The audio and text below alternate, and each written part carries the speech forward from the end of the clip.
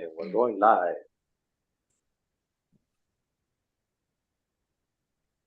Hello, everyone. I believe we are live. Welcome, welcome, beautiful people. I'm so excited tonight that I have Alexis with me as well as my friend Lewis. And tonight we're going to talk about astral projection and a little bit about astral travel and honestly kind of chat about, is there really a difference? And we will be sharing our experience and any methods or techniques that we have tried or heard about that has worked or not worked, right? And so, as you all know, I've had Alexis here with me last week, and I have Lewis on today. And so, I'm really excited to have Lewis because we actually had a conversation months ago about astral projection and astral travel. It kind of stemmed from a conversation about sleep paralysis. And if you didn't get to catch that, I do have the replay here on my YouTube channel. Definitely check that out in the Dream live stream playlist. But yeah, I wanted to invite Lewis here again to talk more about the astral projection experience that he had, as well as maybe just share about a little bit about the technique if he remembers it. So thank you, Lewis. Welcome in.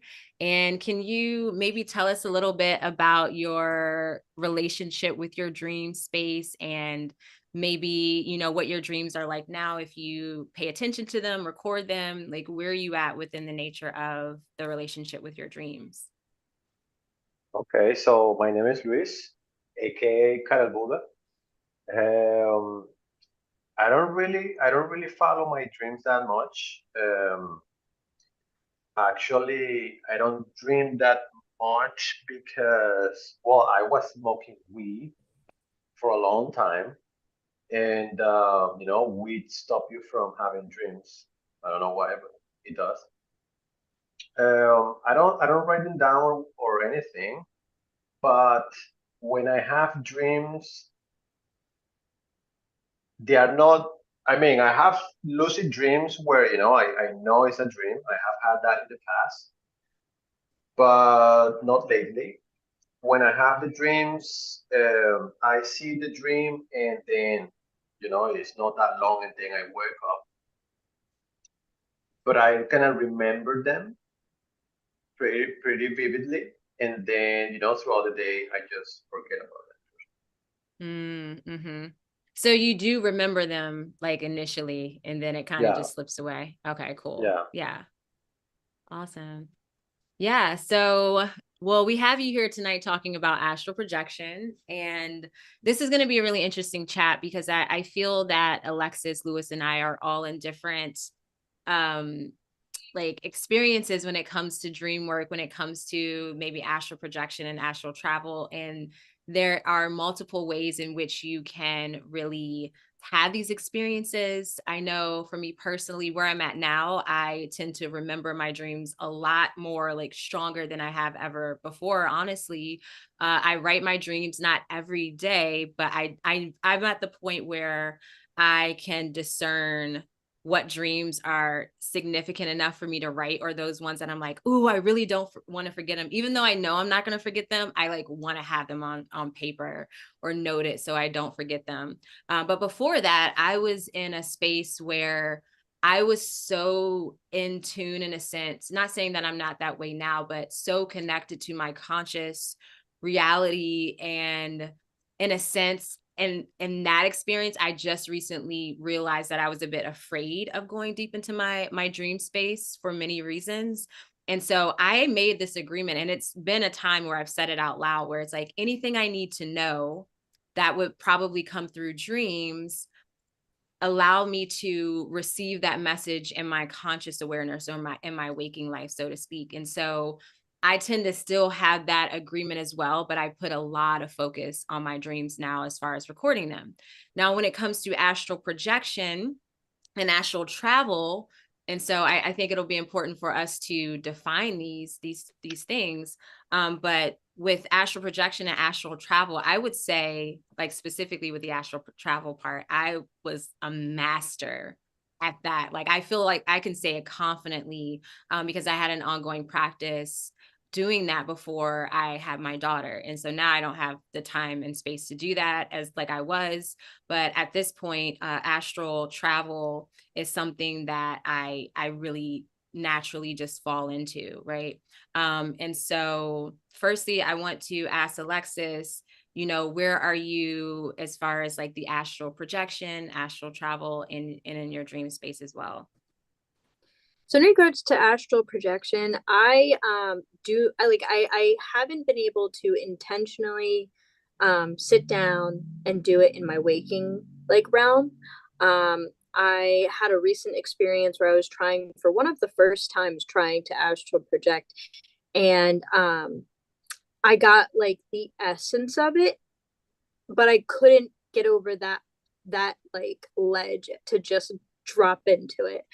I was modeling figure modeling, so for a drawing class, and it requires sitting absolutely completely still for upwards to 20-25 minutes. And during those 20-25 minute ones, I really put in an effort because you have to meditate anyway to be able to stay still. But I actively was trying to project out of my body, astral project out of my body. And I got just the essence, just the like slight visual. But there was too much distraction in the room for me to be able to actually go ahead and do it. But in regards to my dreams, I do feel as though I have continuously astral traveled in my dreams. I mean, especially looking back at them now. And even one of the things that I'm wondering is maybe even because they say that you can astral travel through different realities and through different times too. Like I've listened to a couple videos where they talk about traveling through time. So it makes me question, the prophetic dreams I've had. Was that just me astral traveling in my dream further into the future? So I'm now just looking back at all of these experiences and really like honing in on these ideas because it makes so much sense for what I've like experienced in the unconscious. But in regards to the Mm-hmm. conscious, like being conscious, being awake, and then inducing it, I haven't intentionally done that yet. So I think this is a good place to kind of define the different or what it is to astral project and astral travel. And are these two different things and such? So I guess I can do that. Astral travel from my perspective or astral projection from experience and from what I've read is the act of your spirit basically separating from your spirit body or your ethereal body or your astral body, whatever you want to call it, separating from your physical body, right? So it's the act of having that out of body experience, right? And I feel with astral projection, from my understanding, is the strong or astral projection from my perspective is the strong awareness that you are in fact out of the body.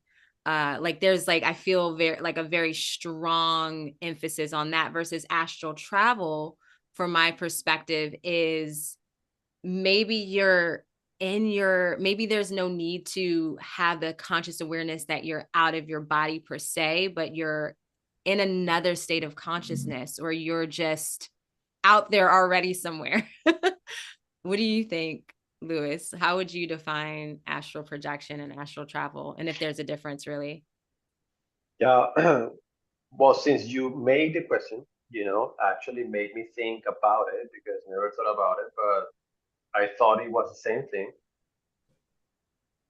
But based on my experience, what I had was astral projection and not astral travel because I didn't actually travel in space. Mm.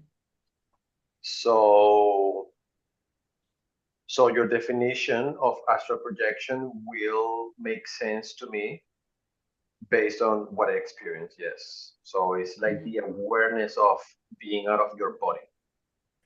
Yeah. So what was your experience like, if you want to share that again? Yeah, so like Alexis said, um, I practiced it like 12 years ago, around 12 years ago or 10 years ago. And yes, you have to meditate for like 20 minutes, 25 minutes or longer, depends on how still you can be. Like you really have to be still, like even when I remember like even meditating, when something is itching your body, I just put my attention in that spot and it disappears if I really put the attention there, right? So yeah, I practiced like for a month. I was like so sober. I just was like every day practicing. And so I have many things that I experienced before I could actually get out of the body. But if you want to know what I experienced when I got out of the body, it was literally, so I was meditating for a long time, but I experienced so many things before. Like for example, uh, like the body is getting not paralyzed, but it's like numb. You don't feel it at all once you get to that point, right? So the body started shaking, my legs started shaking, like I couldn't control it. And then everything stopped, and I was like, I didn't feel my body, but I was so aware and conscious, right? I keep meditating, and there is many things that you can do to get out of the body. One is trying to move your astral hand or astral leg or whatever when you don't feel your body at all. You can try doing that, or trying to roll up to the side of the bed, kind of Mhm. rolling with your astral body, on your body. The other way is trying to focus on your inner sound in the ear. So you kind of put all your attention in your ears, and if you go far enough, there is a moment where you feel when you hear like a sound, right? If you focus on that sound enough, it will become like an airplane engine, like that in your ear, which can be scary. But I didn't get scared because I was in a meditative state and I was consciously trying to do it. And it was like, okay, it's happening. When I heard that, I felt my bed sucking me down. And then I got scared. And then I said, like, hell no. And I went back to my body, right? And then, obviously, when I mean, you cannot get out of that meditative state. If you get out of that meditative state, it's like you have to start all over again. And it's really hard because after that, I got super hungry. It's like, okay, I don't have energy to try this again. Maybe tomorrow. Um, so that was one thing that I experienced. And the next time was, I was meditating a lot, and then I just by it happened by itself. I just started kind of going up. But the interesting thing that I experienced was that in my room, in the physical room, in reality, my room was lit by a lamp. But when I get out of the body and I feel I'm still lying down in my astral body, right? So when I look to the right to see my room, it was like pitch black. It was like I couldn't see anything. It was black, black. But when I turn to the front, I see my TV and I see it like it was lit by a candle. So light is different in that realm, if it is a realm. Mm. So when I saw that again, I got excited. It's like, wow. And then I went back to my body. So you cannot get excited. You cannot get scared. You have to stay like numb, just observing, I guess.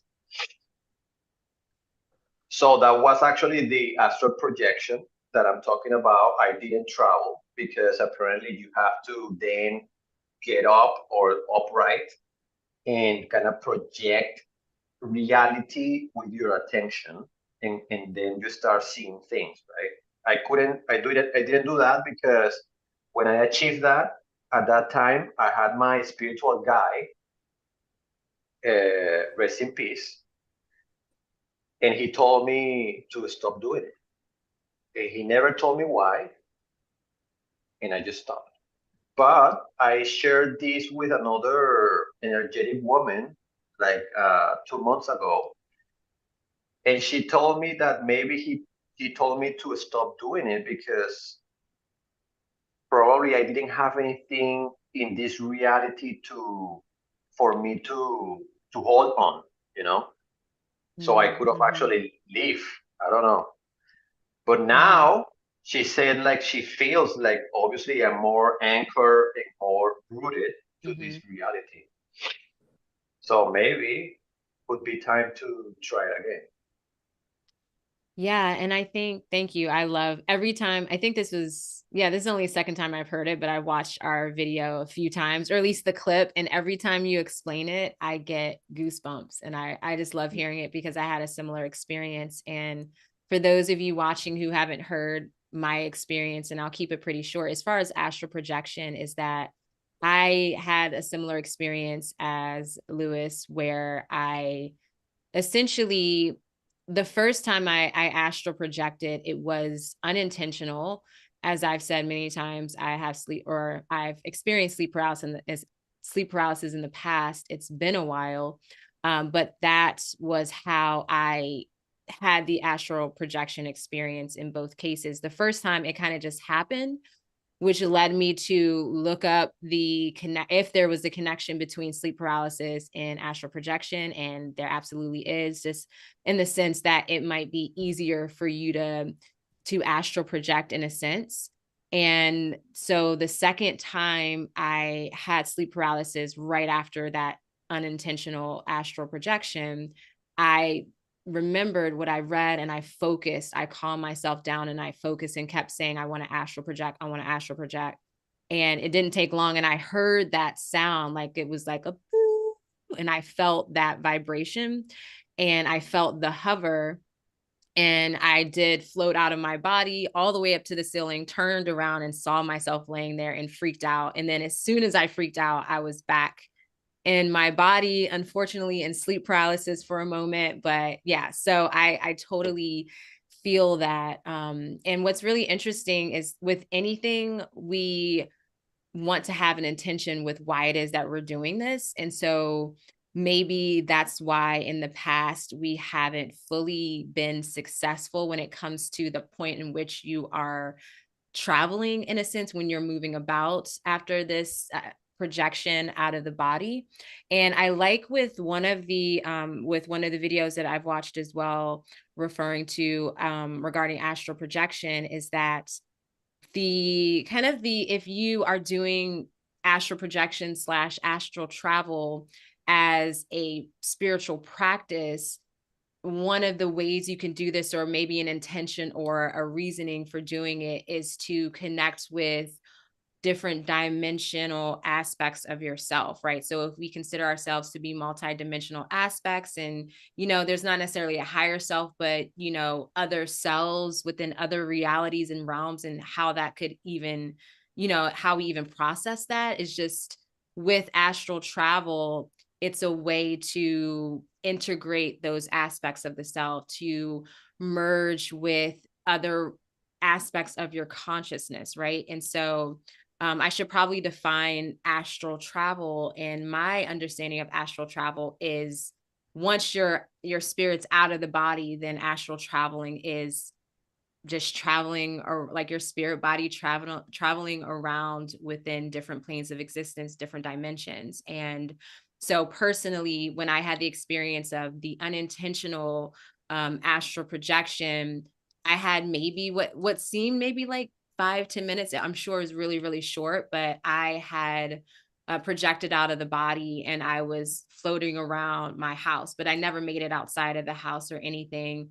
And I remember pretty much everything looked the same except the white cat that somehow was in my house. And I don't know if that was another, like, I mean, I had at that point, we had 5 cats living in our house. It was a huge house. I had 3 other roommates. We all had cats. And so there was a lot of the feline energy. And I mean, a lot of us know that felines can travel, you know, between realms or within multi realms. And so that could have been what I experienced.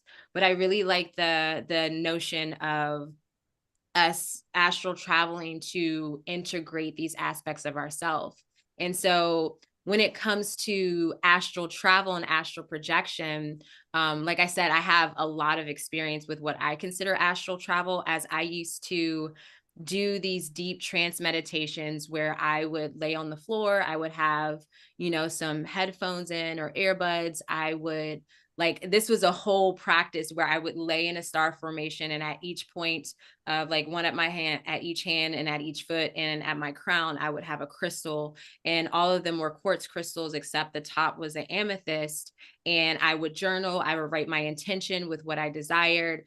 And then I would just I would lay down and just be out for at least an hour. And within these meditations, the very first time I felt that I astral traveled and had a really profound experience, I did feel my body hovering. I felt like this warm sensation and a vibration, even though I didn't really project per se out of my body in a conscious way. In that way, it was all contained within the consciousness. And so what I really also enjoy contemplating that came forth in one of the videos I watched is that astral travel could also be, in a sense, a way in shifting our perspective or entering into another state of consciousness. So this woman presented that we're always in a state of astral travel unless we are in the present moment and paying attention to, like, what's right in front of us in this physical realm. And that can come in many ways as just being a very present, aware person in the moment, or it can come in a space of where you're even, you know, you're disconnected from, you know, the divine or from just the bigger things in life, so to speak. And you might be in the sense of, you know, worry or just focused and fixated on the present, which there's no good or like wrong, bad or good way. It's just different levels of perspectives and where you are, you know, in your spiritual evolution. So I know I just like put a lot out there. Yeah, so So you mentioned vibration, and that's what it is, because that's what we experience. Like, our body starts vibrating in a certain frequency. And I just thought about Flash. You know, Flash, he moves so quick that he can actually go through the wall, right? And mm-hmm. that's what I saw in my mind when you Yeah. saw vibration. It's like we start vibrating to a point that the astral body cannot stay in the body anymore, and it just elevates. Yeah. And maybe that's why we are trapped here in this body being dense, because we lower our frequency to be here. Yeah, like it resonates. What do you think, Alexis? Yeah, I mean, I think that astral projection is just such, and travel is such an interesting thing. And I was looking at different articles and reading different things from books. I'm actually reading Robert Allen Monroe's Journey Out of the Body. I'm about halfway through that, and that's basically a log of all of his astral projections. And he was the person who opened the Monroe the Monroe School, I think Monroe University or studies, whatever, to study astral projection. And it was because he had already had the ability and was journaling it with his colleagues. And his like experiences are so interesting. So he would write down the time of when he planned to lay down and tell his or sometimes he wouldn't, but he would tell like people he was working with that he was going to lay down and start to try to astral project. And he would astral project, and it almost seemed like he was over top of the cities traveling.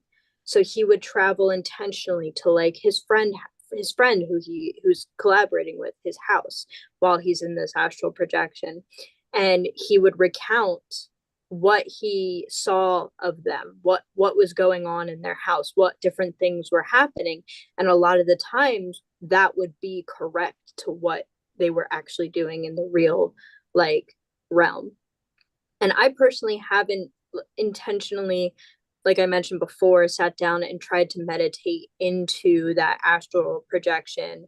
But in regards to that and astral travel, they talk about too, in different sources, how it is reported to involve more consistent and controlled sensory perceptions, kind of almost like mirroring the physical world, so you can feel more and smell more and just kind of be more a part of it. And that's kind of why I feel like that's something that I definitely have experienced within my dreams.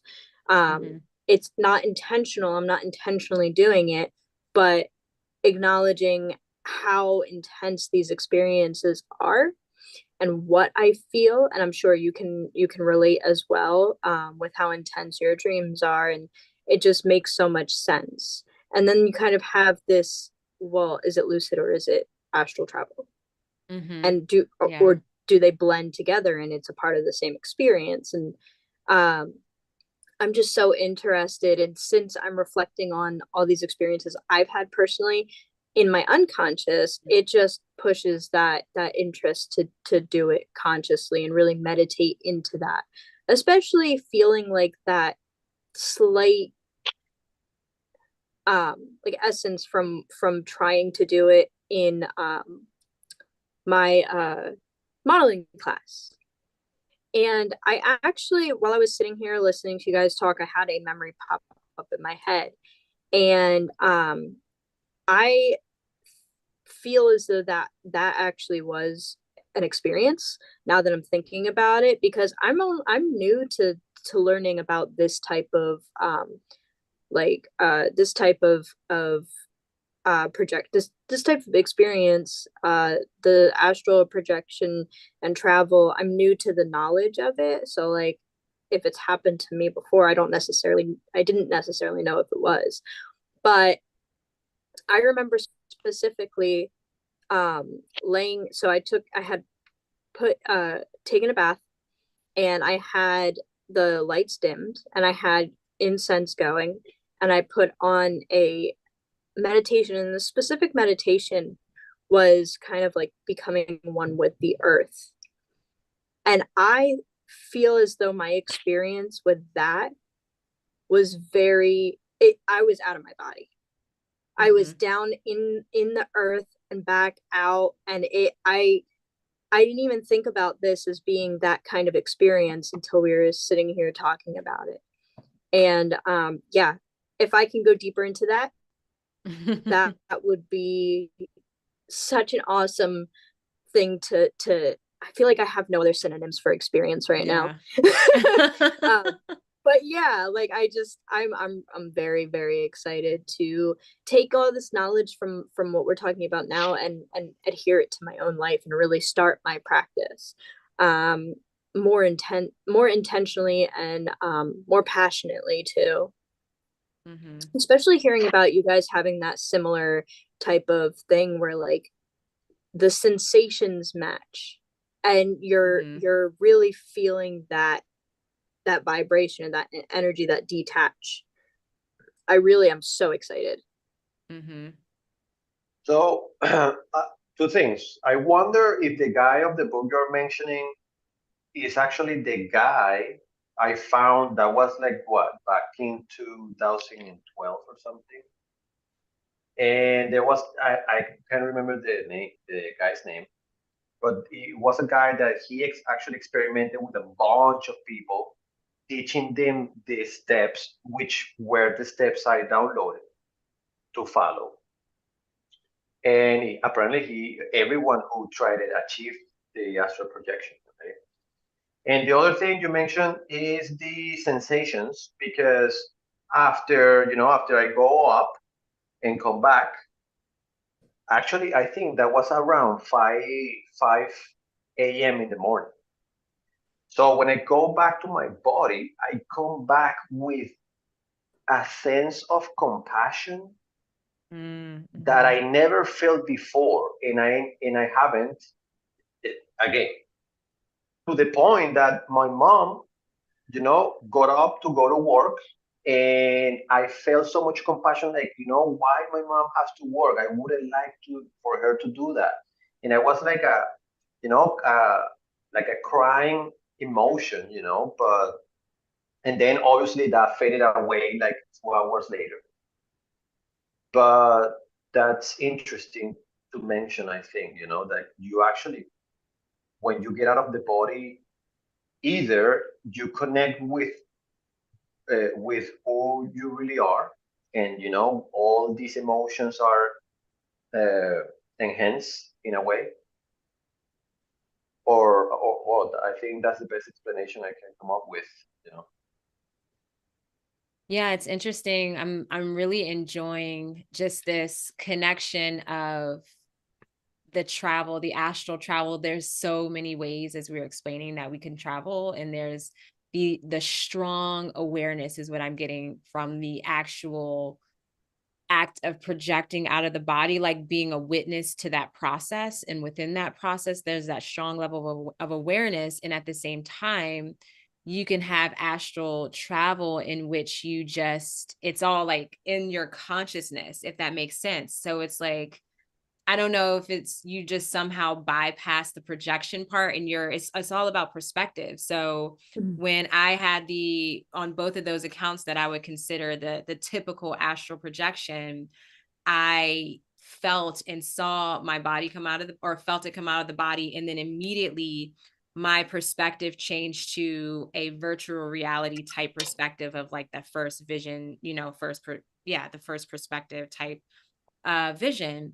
And within my astral travels outside of that, like from another form of meditation, it was all like watching a movie, but not as it wasn't virtual reality, but if I'm like watching it scene by scene, what happens like most time when I'm doing visualization meditations and just meditating in a sense. But I would definitely connect those as as both astral travel. And I have had really profound experiences through those conscious, like meditative visualization travels as well. So I'm just really intrigued by the different levels of travel, which I would never consider that in a way to be some sort of astral travel. Um, we have a few comments here, interesting comments. And so shout out to Mary. Mary's here. Mary says that, wow, astral projection could confuse one versus understanding it as a channel or a download. So I think you're saying astral projection can kind of confuse the person experiencing it, not understanding if it's like you're channeling a spirit or if it's like you're receiving a download. Is that what you're kind of getting at there, Mary? You have to like let me know if that's what you meant. But yeah, it can be kind of confusing. But I think that like when you have a projection, like it's a projection. And I don't know, I don't have the experience of having astral projection without already knowing about it, because there's also been, people that have had astral projection when they were little, like it was just a natural ability. And when they were a child, you're confused. Like I was watching another video where a woman was talking about she started having astral projections at age 6 or 7, and she remembered, like in those moments she thought she was like, I'm supposed to be dreaming, and she's looking at her body like sleeping on the bed. And but she didn't, it felt off, but it didn't feel scary. And she didn't have anyone to talk to it about, so that part was scary. And so for me, I knew when it was happening and I came out of it, I knew exactly what that was. Like I can't imagine, I'm sure for some people it could be really scary or terrifying or confusing when you have that experience and you don't know like what the hell that was, right? You don't have the spiritual like knowledge or awareness to know that, okay, this was an out of body experience of XYZ, right? So I can see that being a What challenge. what is actually scary is the sleep paralysis because Yeah. like when you are out of the body or experiencing these things um, while practicing astral projection, it's not scary at all. Like I mean, it could be scary, but you don't feel that. And the other thing that I experienced, when I was practicing it, that it can be, I mean, that's the thing that Alexi was talking about, if it is a dream or if it is the same experience, because I'm lying down, my eyes are closed and everything is dark, right? So I'm in this meditative state, and suddenly I see like a square, like really far, right? And then that square start coming back, coming to me, coming to me. It becomes bigger, bigger, bigger, bigger, and then I kind of go inside that square. And in that square, I'm in a car with my friend. My friend is driving, and I'm the co-pilot. So, but everything that happened right away. I didn't have control of it. So I'm going down to my feet. I grab a bag and I throw it out of the window of the car. But when I do this motion, I feel this exact motion with my astral arm in reality. So when I feel that, I get out of that dream or whatever that was, and then I come back to my body, and it's like, wow, what was that? I felt it. I moved the astral arm because I was still. So I would say that I went consciously into a dream, Mm-hmm. and whatever I experienced in the dream, I experienced it in reality or in my bed, but with my astral body, if that makes sense. Mm-hmm. Yeah, so Humane Dragon, thank you for being here. So Humane Dragon says there's a way to tell between astral travel or dreams. Dreams feel different, and in the astral you feel more emotion. They also mentioned that let's see. I've linked going from dreams to astral travel as instead of meditating to ascend this way. So if you're going from your dreams to astral travel, it's kind of like a form of ascension, I'm assuming is what you're mentioning here. And I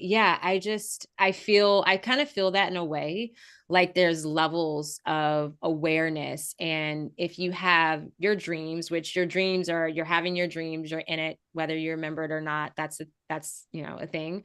And then the lucid dream is kind of that next level up, where you're in the dream, right? You're in the nature of like a scene. And yes, you can be in that scene, you can change the scene, but it still feels like there's some sort of boundary with maybe where you could go. And then I feel with the astral travel or the astral projection, therefore leading into astral travel, it's almost like there's a boundless aspect to astral travel. Just like from my experience, like the way everything moved, like the way my body moved, it was like I don't have the experience to say I can change the scene, but it's like more so I can just move at a faster pace than kind of like commanding and then seeing what happens, right? So I can see from a dream to a lucid dream to an astral projection and astral travel that there's steps within the consciousness where it feels like there's some sort of and for lack of better word, a higher vibration or vibrational frequency is increasing, therefore we become lighter, therefore we're less bound, right, and restricted. And so it's like, yeah, it's really these are the things that keep me up all night, because it's really got me thinking about a lot of things. And just, yes, what is reality? What are dreams even now? Like, is that some form of like its own sense of boundary within some type of realm, and then the projection into that experience is like absolutely in a different dimension. So let's see, what else we got going there? Just checking in on the comments. It's like, oh, I like how Mary says it's like a live daydream. And yes, I'm the queen of daydreaming. Like I'm always daydreaming. I'm always living in another reality, honestly. And so that to me absolutely feels like astral travel. And one of the women in the videos that I watched actually mentioned daydreaming as a form of astral travel. Like any type of experience or perspective where you're not just like, okay, I'm sitting here right now having this conversation. If you're wandering just within your mind and your consciousness, that in a sense is a form of astral travel. So I can definitely relate to that. Absolutely. I love that aspect of it so much. And bringing a kind of astrology into it, I wonder too if it's having heavy air signs in your chart or a part of your big three play a role in how frequently you're able to daydream and kind of separate yourself in that way, because I find myself daydreaming so much. And when it's a feeling, when you're brought back into paying attention, you're back into the like you're brought back into the like waking realm. Even though you're daydreaming, you're not there until someone pulls you back in. Right. Yeah, I mean, I even find myself like, because I know exactly what happens, my eyes go blurry and I just kind of slowly like go away. And like I have to stop myself from doing that because it's a problem, especially when people are talking to you. Yeah. Like I have and that you start to blank where out. like you're like people will be talking to me and I'm like, gone. And I feel so bad because I do really enjoy daydreaming. So it's not like it's something I'm upset about, or it's just I have to control it better, be more respectful, even if I don't mean to disappear. It's still affecting my relationship and my environment. So it can be a little tricky, but I love that aspect that I watched the same one. I love when she talks about that because it really just relates to just how I exist, and I'm sure how you exist too. Yeah, so I like the concept also of how astral travel can be a benefit for, you know, your health and well-being, for integration of aspects of yourself. And Lewis, you already shared, you know, some of your experience of having that astral projection or out of body experience and how you felt coming out of that in your kind of your response to your conscious reality. You shared a bit of that. Is there anything else that you feel came through after that experience, like some sort of shift in your awareness, or did you feel a sense of integration? I know you haven't had a lot of experience, or it didn't happen, you know, ongoing for a long time, but just in that span of time, do you have like some sort of clear, you know, awareness of any type of integration or something of that nature? Well, like I mean, like at that time, it was like my awakening process, right? I was meditating a lot. I was like into, all kind of stuff, into the rabbit hole, I guess, and it's still, right? But I mean, I would say that that experience made me realize that, things are not the way we are told, you know. There is something else going on that we can have access to. And if we have access to that, and when I came with that sense of compassion or something like that, imagine how big the human experience can be. Imagine how, like, what we really are, like we are beyond our emotions. We are beyond the anger that we experience in the daily basis, we are, it's like it just opens your mind to so many possibilities. Yeah. Do you feel any like inspiration to get back into that again, or do you feel like content where you are as far as, you know, the Yeah, astral well, travel through your daydreaming? Where are you at with that? yeah, no, I've tried practicing again, but because I was smoking, you need to be sober, Yeah. because if you are under the influences of weed, you're gonna fall asleep, and and to achieve astral projection, you need to go beyond falling asleep, which Yeah. is a barrier that we are going to encounter. Mm-hmm. Yeah. Yeah, it's really interesting. Alexis and I were talking in the last live stream how that window, because I know you had recommended too when doing that meditation that you were speaking about, is waking up within a certain window of time, like in the morning, but not as soon as the sun rises, but kind of like shortly before. I would say like between 4 and 6 a.m. And same thing with lucid dreaming, and also with the visualization practice that I've been doing for a couple months now. It's like that's like the golden era for anything getting out of the body, having any kind of lucid dream, and just being in that space, that astral space, or the space of, in a sense, with creation. Because when I do the visualizations, my intention when I'm doing it in those time frames is to essentially manifest the reality or the outcome for something that I desire. And then I have a process where I get it up and I like write it down as well. Just to like emphasize what I was setting intention to. But with astral travel or astral projection, that's also one of those times recommended after a certain amount of sleep, which will really correspond to that window of time between like 3, 4, 5, 6 in the morning, depending on when you went to bed, waking up, being up for maybe like 30 minutes, and then laying, as you lay back to sleep, like, stating what it is that you intend to do, whether it's have a lucid dream, whether it's astral project, or whether it's visualizing, what you intend to manifest. Like that window of time is like golden. So that's a connection that I've seen in the three of these different practices. So I think that's really interesting. And yes, you have to essentially, not going to bed really tired, or like smoking weed has been a thing for me. I've learned that certain teas like passion flower, because they really, like passion flower and skullcap, if I have those to drink, like I'm out, like I'm sleeping like through like full REM sleep, everything. So I know for me personally, if I'm doing anything like that, I kind of want to go to sleep with like not even certain teas.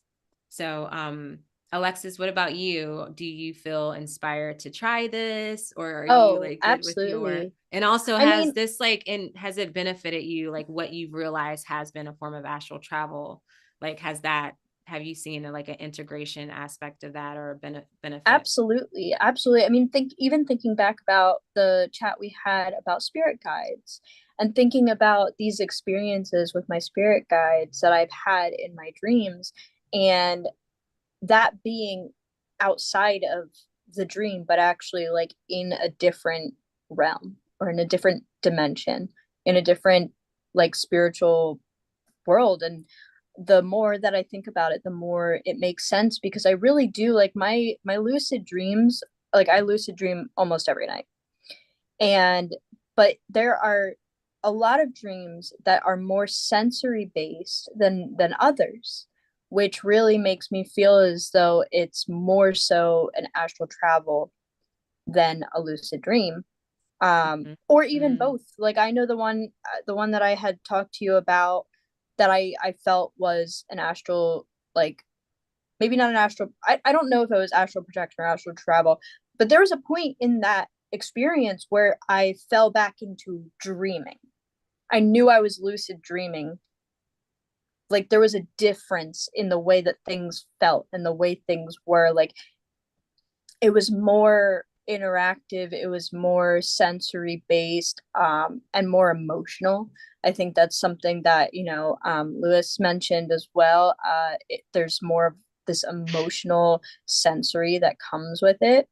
And I'm very inspired to continue, or not continue, but to intentionally try and get out there, because I mean, I am very open to so many different things, and I want to experience as much as I can.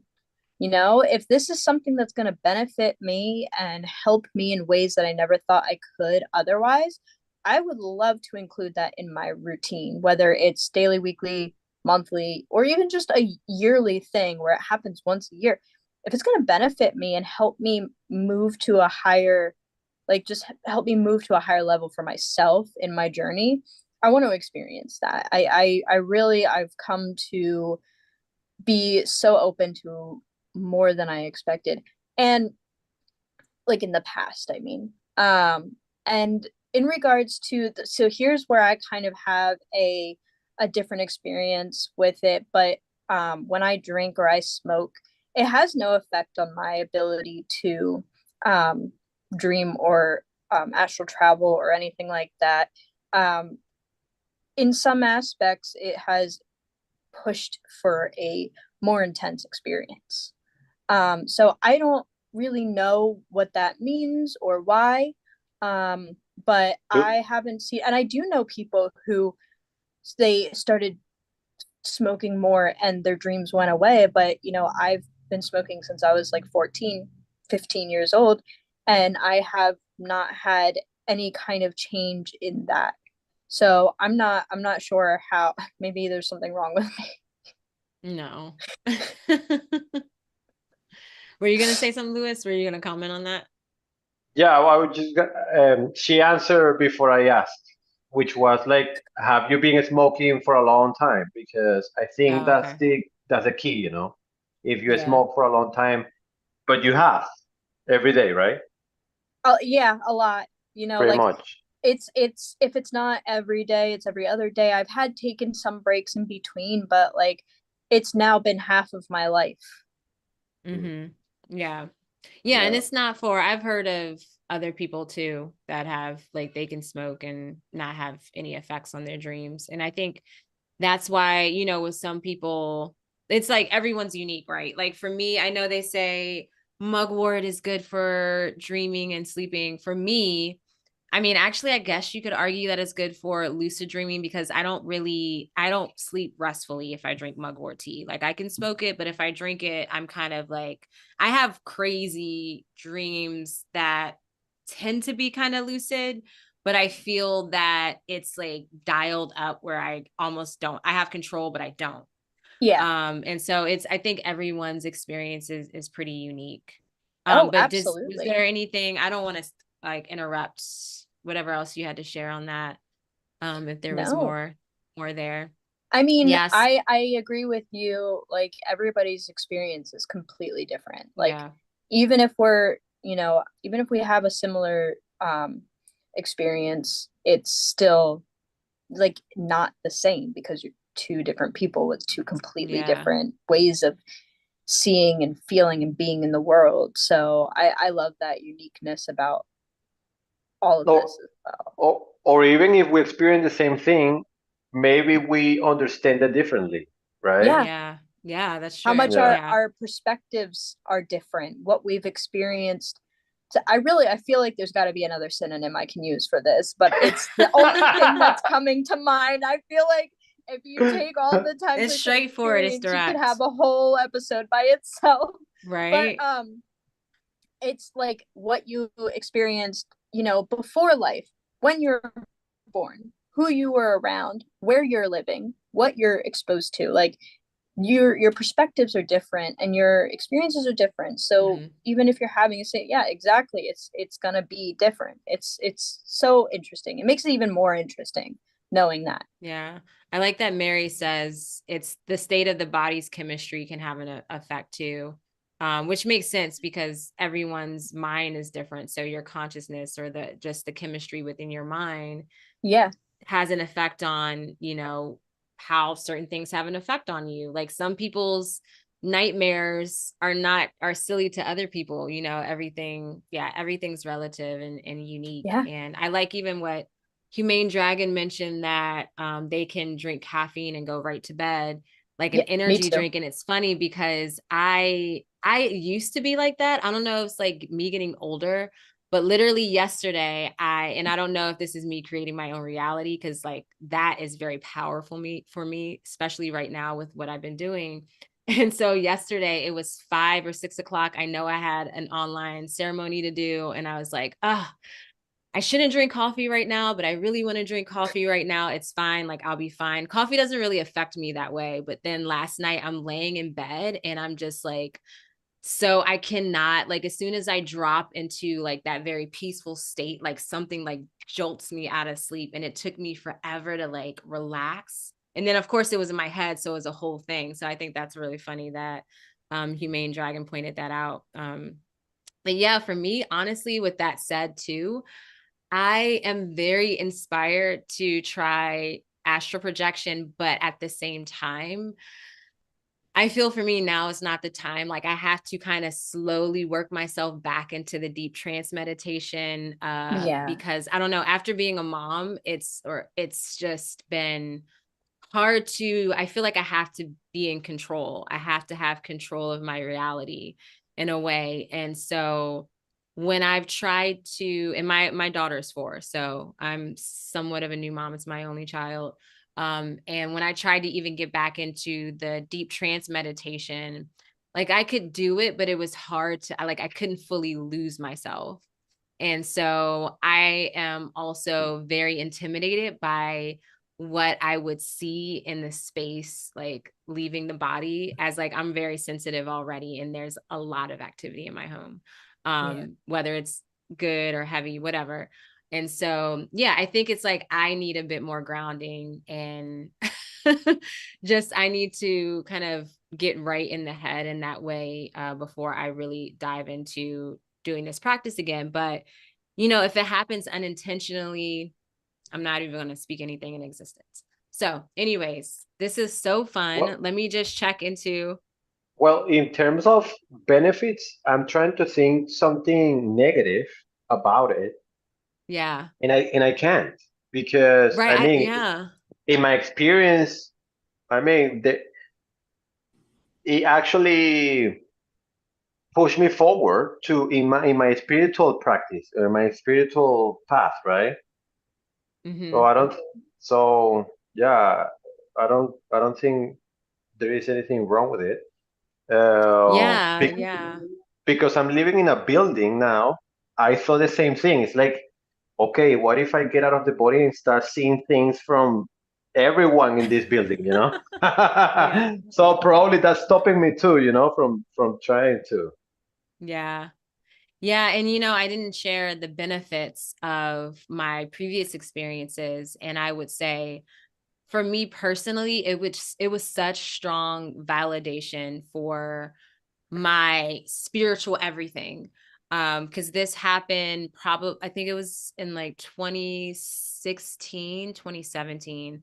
So at that point, I have been like a little over 10 years deep into like, this is my life type of situation with my spiritual practice. And so, you know how it is when you do all the things, you read about the things, but you don't necessarily have like that first hand experience with like the crazy stuff. And so, I mean, I already had that with sleep paralysis. I was like, this is wild. And that had been happening since I was like 13. And I feel with astral projection, it was like my soul, in a sense, was craving for that because I was so into just like the everything witchy, everything like spiritual and like occult.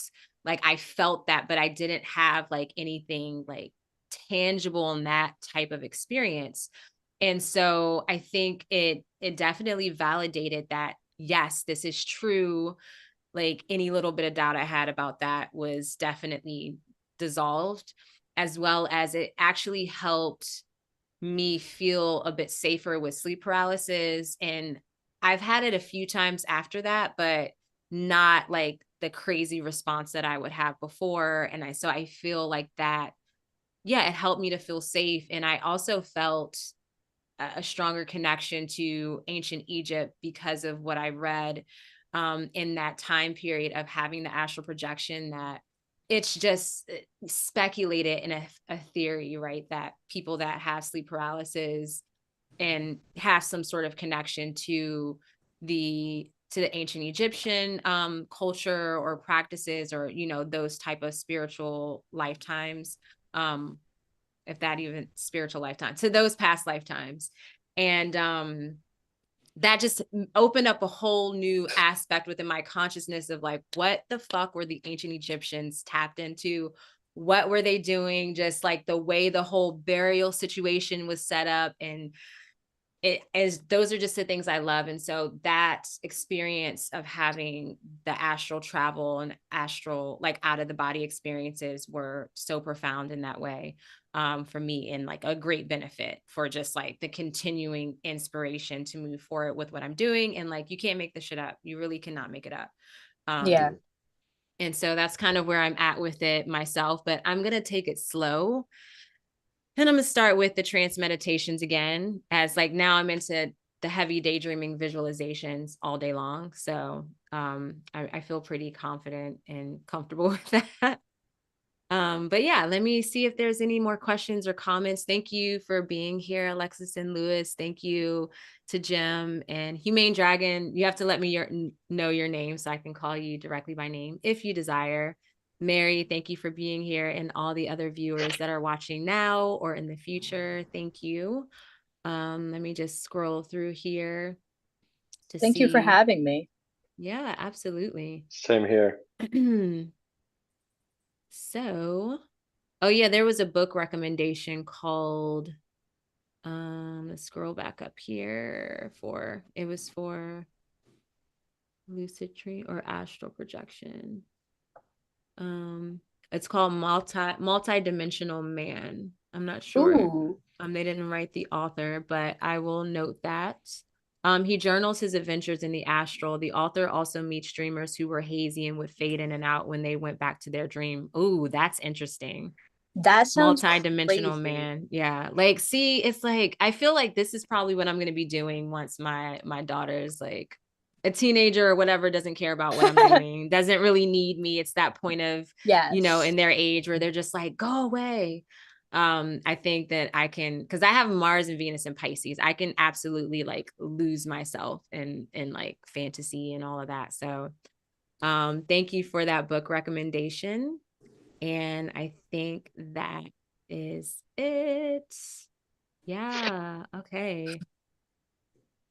Okay. Yeah. Humane Dragon also says, Jace. Is that how you say your name? Jace, Jace, says that I would recommend protection, looking into protection as well. While it's not often there are things that can be negative. So creating words and sigils with intent, which I'm the queen of doing. Like, my whole house is a freaking protective shield sigil. Things get in at like really interesting times, like around Halloween and like Beltane, like when the veil is thin. Like, I know, and I'm like, and I know exactly where they come in at because I don't have that space locked down, which I need to look into that. But anyway, so yes, that's a good point. Having that protection. I definitely go to bed saying mantras a lot of the time. And so yeah, that is key. Awesome. So I do want to share with those of you watching, thank you again for watching, everyone. So I have open enrollment for a Lucid Dream Circle with Alexis here. It starts April 2nd through the April 30th. It is, we'll be meeting up weekly every Tuesday, 8 p.m. Eastern time. There is a topic that we discuss on lucid dreaming. We also share our experiences, share our dreams, and interpret that with one another. All the information is on my website, uraniauniverse.com. So go there if you are interested and want to learn more. Also, I decided to extend the discount offering until the 24th. So definitely take advantage of that. The discount code is Lucid. And yeah, that's it for this live stream. I'm so happy to have you guys here. Thank you so much. Would you like to clear the energy before we go? Yeah, let's clear. Let's do it. Let's put our hand in our hearts. And let's breathe 3 times through the mouth. 1,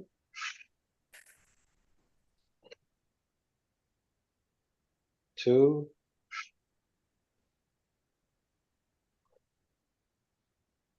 3.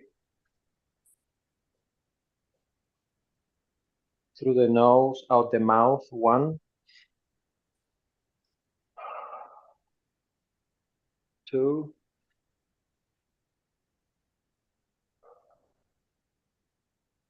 3.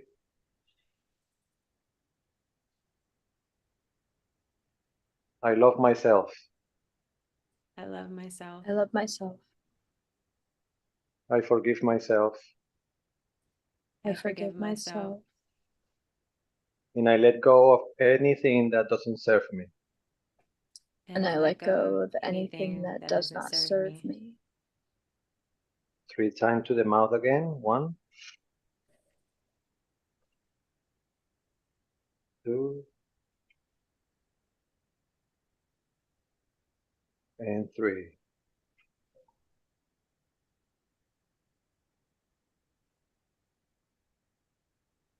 Wow. Thanks, Louis, for that. Thank you. Thank you, everyone. Have a good night.